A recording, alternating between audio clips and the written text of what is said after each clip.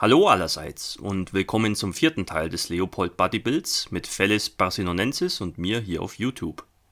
Wir haben uns die beiden K5e Bausätze von Trumpeter und Dragon vorgenommen und während des Zusammenbaus miteinander verglichen, um herauszufinden, wo die jeweiligen Stärken und Schwächen der Bausätze liegen. Ich baue den Bausatz von Dragon und wenn ihr mehr über den Trumpeter Bausatz sehen und hören wollt, dann schaut einfach auf dem Kanal von Felis vorbei. In den vorherigen Updates der Serie haben wir die Drehgestelle, die Lafette und das Geschützrohr zusammengebaut, womit für dieses Video die Anbauteile der Lafette und die Generatoreinheit zu zeigen wären. Der Hülsenfänger ist genau wie das Gegenstück von Trumpeter mit Auswerfern übersät, da hilft nur Spachtelmasse und Schleifpapier.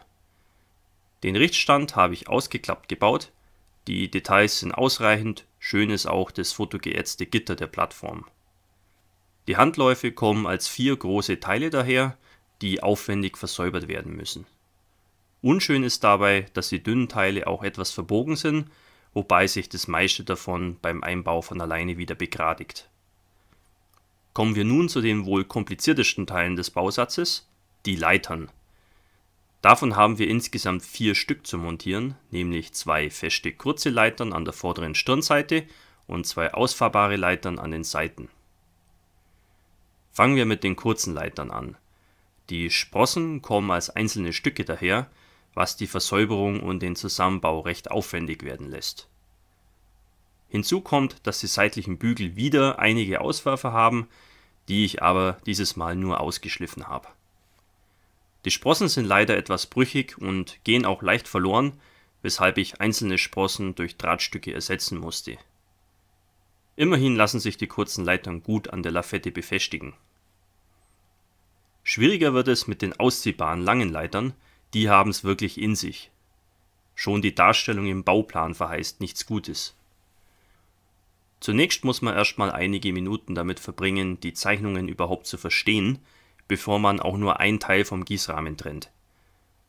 Als ich dann ungefähr verstanden hatte, wie es wohl gemeint sein könnte, habe ich erstmal die mehrteiligen Mittelstücke zusammengebaut und dann jede der 3 ausziehbaren Sektionen der Leitern nacheinander montiert. Dazu empfehle ich Sekundenkleber, sonst kommt man zu keinem glücklichen Ende. Es können auch leichte Passprobleme auftreten, da es sehr schwierig ist, alle Einzelteile genau im rechten Winkel anzukleben. Wie man sich denken kann, musste ich hier manchmal den einen oder anderen Fluch loswerden. Am Ende sieht es annehmbar aus und man kann sich damit trösten, dass die Leitern beim Trumpeter Bausatz genauso furchtbar zu bauen sind. Damit ist die Lafette erledigt und es geht weiter mit der Generatoreinheit, die auf dem hinteren Drehgestell Platz findet. Das war nach dem Leiterdebakel wieder eine schöne Aufgabe und ich hatte beim Zusammenbau keinerlei Probleme. Ich habe nur die Enden der Abgasrohre etwas aufbohren müssen. Der Detailgrad ist hier allgemein gut. Die fotogeätzten Abdeckungen für die Abgasrohre helfen da natürlich sehr. Die runden Abdeckungen waren etwas heikel bei der Montage, denn es ist ein bisschen schwierig, die in geeigneter Weise rund zu biegen und anzukleben. Zuletzt habe ich noch aus 2 dünnen Stahlseilen die beiden Absperrungen hergestellt. Auch der Munitionskran macht Spaß, allerdings haben sich hier 2 Fehler eingeschlichen. Zuerst habe ich den Schutzbügel so eingebaut, wie es in der Bauanleitung gezeigt wird, aber das ist falsch. Das breite Ende sollte nach vorne zeigen und nicht nach hinten. Die Plattform ist zwar einfach aufgebaut, aber trotzdem gut detailliert. Der zweite Fehler betrifft die Seilkurbel des Krans. Dragon gibt hier nur eine Kurbel mit, aber es müssen 2 sein, je eine auf jeder Seite. Deshalb habe ich mir 2 neue Kurbeln aus Draht gebogen und die angeklebt. Zu ergänzen ist auch das Stahlseil des Krans, wofür ich einfach ein dickeres Stück von einem gezogenen Gießast verwendet habe. Das Munitionswägelchen ist recht einfach aufgebaut und es fehlen 2 Handgriffe an der Vorderseite, die ich aus Restteilen ergänzt habe. Die beiden oberen großen Bügel müssen nicht unbedingt eingebaut werden. Damit wäre der Zusammenbau des K5e Eisenbahngeschützes von Dragon im Maßstab 1:35 beendet. Wie man in diesem und in den vorhergegangenen Updates sehen konnte, sind beim Bau des Modells ein paar Schwierigkeiten zu meistern, aber im Grunde ist es trotzdem ein guter Bausatz, der zumindest für die fortgeschrittenen Modellbauer keine größeren Probleme verursachen sollte. Ich bin jedenfalls zufrieden mit dem Ergebnis. Damit wären nun die beiden Eisenbahngeschütze von Trumpeter und Dragon fertig und wir können zum finalen Vergleich der beiden Bausätze kommen. Pluspunkte des Dragon-Bausatzes: vergleichsweise geringe Teileanzahl, wenn man die Größe des Modells bedenkt, einfacher Zusammenbau, mit Ausnahme der Leitern, Besatzungsfiguren sind beinhaltet, stabile Ausführung der tragenden Teile, Einfachheit des Aufbaus ermöglicht einen relativ schnellen Baufortschritt. Minuspunkte des Dragon-Bausatzes: fehlende Details, hauptsächlich Griffe, einfache Scratchbaufähigkeiten sind notwendig.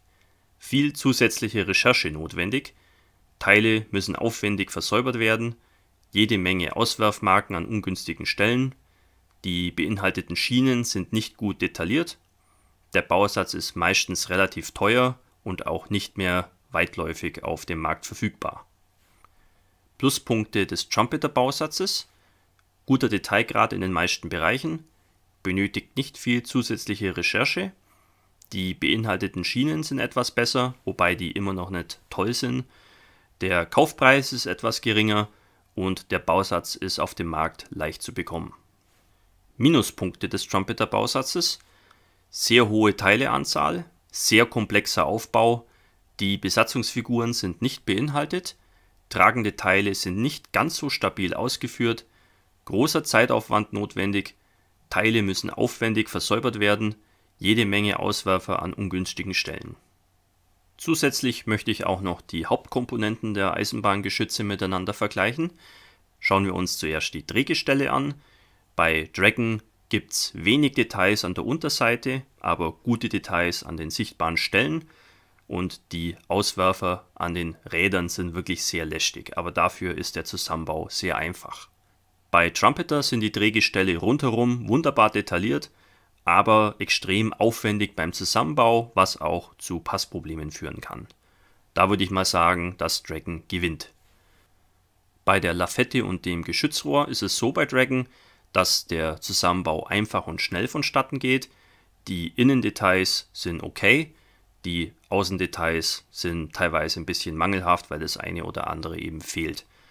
Bei Trumpeter ist der Zusammenbau kompliziert, die Innendetails sind genauso gut wie bei Dragon und außen haben wir dafür aber schönere Details wie bei Dragon. Da gewinnt Trumpeter. Und dann noch der Generator und der Kran. Da sind Dragon und Trumpeter gleich auf und deshalb ist es unentschieden. Wie man sehen kann, ist keiner der Bausätze klar besser als der andere. Beide haben so ihre Vorzüge und ihre Macken. Es kommt im Grunde also nur darauf an, was euch persönlich an diesem Hobby am meisten gefällt. Wenn ihr ein schnelles Ergebnis mögt und euch die Recherche und der Scratchbau Spaß machen, dann ist Dragon eine gute Wahl. Wenn ihr einen guten Detailgrad direkt aus der Schachtel mögt und euch eine langwierige und monotone Bauphase nicht stört, dann ist der Trumpeter-Bausatz für euch das geeignete. Gut, damit wäre der Vergleich des Trumpeter und des Dragon-Bausatzes abgeschlossen. Ich hoffe, ihr fandet unsere Videoreihe interessant und aufschlussreich. Fellis und ich werden natürlich auch weiterhin an unseren K5e-Projekten weiterarbeiten. Da aber unsere Dioramen für die Modelle sehr unterschiedlich angelegt sind, wird es schwierig sein, alles weiterhin Seite an Seite genau zu dokumentieren und zu vergleichen. Wir werden daher unsere weiteren Update-Videos im eigenen Tempo und unabhängig voneinander für euch produzieren und so bleibt ihr also weiterhin auf dem Laufenden. Es lohnt sich also weiterhin, den Kanal von Felis Barsinonensis im Auge zu behalten. Vielen Dank fürs Zuschauen und bis zum nächsten Video. Euer Hamilcar Barkas.